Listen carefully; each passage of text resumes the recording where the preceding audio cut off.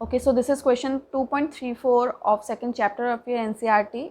इस क्वेश्चन में बोला है calculate the energy required for the process He positive to He2 positive plus 1 electron. ये जो आपको दिया हुआ है इसका मीनिंग आपको समझ में आ रहा होगा। He पॉजिटिव जो स्पीशीज़ है उसमें से अगर हमें एक इलेक्ट्रॉन निकालना है जिससे कि He पॉजिटिव He2 पॉजिटिव में कन्वर्ट हो जाएगा, सो इस इलेक्ट्रॉन को निकालने के लिए हमें इसे कितनी एनर्जी देनी होगी, the energy required for this process ही हमें निकालना है। एंड आपको गिवन है कि ionisation energy for the hydrogen atom in the ground state is इतना। अब देखिए, आई वुड से कि आप इसको समझो कि ये चीज़ आपको दी ही नहीं हुई है, बिकॉज इसको अननेसेसरली लेके एंड देन एक्सप्लेन किया जाए question, so that is a share time wastage. तो ये वाला पार्ट जो है नीचे वाला जिसको मैंने यहाँ पे ऐसे क्रॉस किया है, don't look at this statement, just यहाँ से लेके आप यहाँ तक देखिए, ठीक है। अब He पॉजिटिव से एक इलेक्ट्रॉन अगर हमें निकालना है तो क्या हम कुछ ऐसा बोल सकते हैं कि He पॉजिटिव में ये जो इलेक्ट्रॉन है, सिंगल इलेक्ट्रॉन होता है इसमें, आपको पता होगा, है ना। That is why He positive को हम हाइड्रोजन लाइक स्पीशीज़ भी कहते हैं। So it contains only single electron. ना इसमें से अगर हमें एक इलेक्ट्रॉन निकालना है तो इसका मीनिंग ये है कि उस इलेक्ट्रॉन को हम इन्फिनिटी पे लेके जाना चाहते हैं,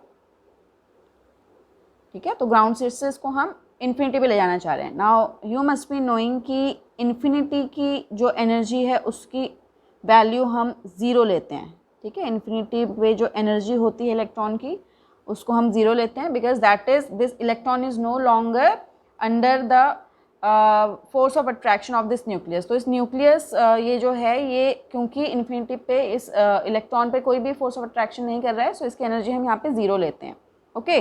तो यहाँ की एनर्जी हमने ज़ीरो ली और इसको हमने बोला E1। E1 मतलब फर्स्ट ऑर्बिट की जो एनर्जी होगी उसको हमने E1 कहा, एंड इन्फिनिटी वाले को हमने ज़ीरो बोला।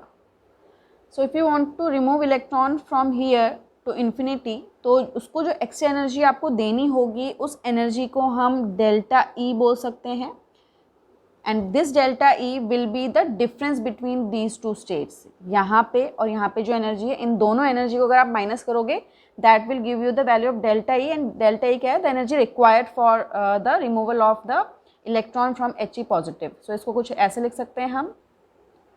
सो ये कुछ ऐसा होगा, delta is equal to E infinity minus E1। Now आपको पता है कि फॉर हाइड्रोजन लाइक स्पीशीज़ अगर हमें एक ऑर्बिट की एनर्जी निकालनी है तो उसकी वैल्यू कितनी होती है, उसके लिए एक फॉर्मूला होता है। Do you remember this? I will write it down for you. The formula is this one, जो यहाँ पे लिखा है। किसी भी एक ऑर्बिट का निकालना होता है फॉर हाइड्रोजन लाइक स्पीशीज़, तो -2.18 इंटू 10⁻⁻18 Z² तो इस E की वैल्यू हम यहाँ पे ले सकते हैं E1।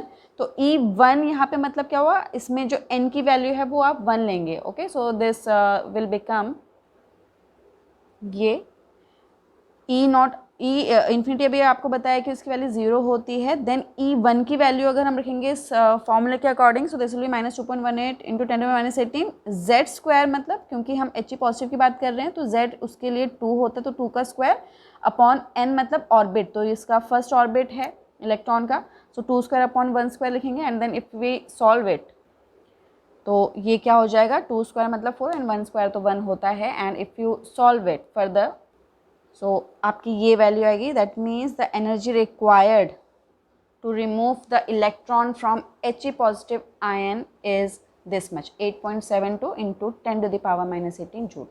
So I hope the solution is clear to you.